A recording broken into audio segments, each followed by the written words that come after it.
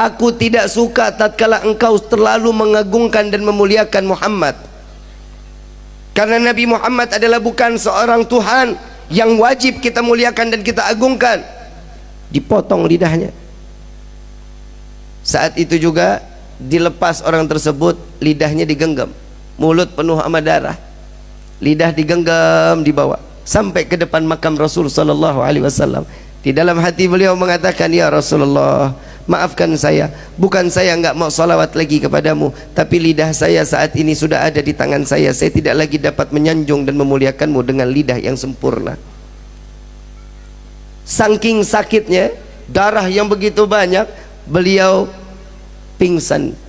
Di dalam pingsannya, beliau didatangi sesosok manusia yang tatkala beliau mengatakan, wahai hamba Allah, wahai hamba Allah, ketahuilah aku Muhammad yang saat ini datang menjengukmu.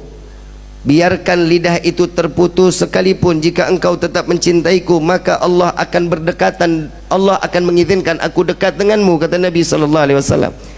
Namun si hamba Allah ini mengatakan, ya Rasulullah, tapi aku ingin bersolawat dengan fasihnya, dengan kegembiraan, dengan lisan yang penuh dengan kesempurnaan.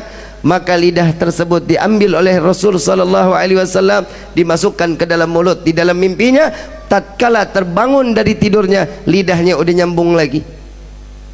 Di dalam mimpi Nabi memberikan manfaat kepada orang para pecinta Rasul sallallahu alaihi wasallam, sehingga seterusnya beliau terus dapat bersolawat kepada Nabi Muhammad sallallahu alaihi wasallam.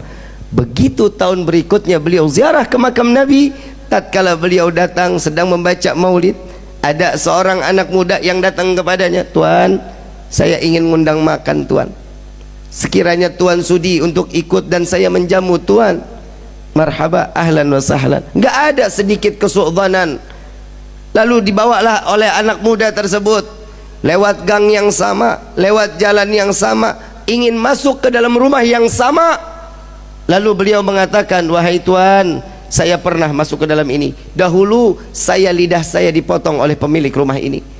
Apakah engkau juga ingin memotong lidahku, kata orang tersebut. Tidak, wahai hamba Allah, aku mengajakmu untuk mencicipi dari rezeki yang apa ada di saat ini. Beliau masuk ke dalam rumah.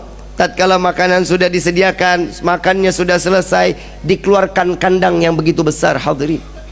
Kandang begitu besar, begitu dilihat di dalam ada monyet yang gedenya luar biasa.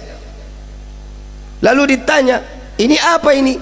Tuan, ingat dahulu engkau bilang engkau pernah dipotong lisanmu, engkau pernah dipotong lidahmu oleh ayahku. Dia adalah ayahku yang Allah kutuk menjadi kerak yang besar. Maka wahai Tuhan, maafkan ayahku, biarkan dia kembali dalam keadaan wujud yang sempurna. Maka hamba Allah ini mengangkat kedua belah tangan, ya Allah, aku maafkan orang tersebut yang telah membenciku dan membenci Nabi Muhammad sallallahu alaihi wasallam. Maka Allah rubah beliau dalam keadaan sempurna manusia tersebut, maka mati dalam keadaan membenci Rasulullah sallallahu alaihi wasallam.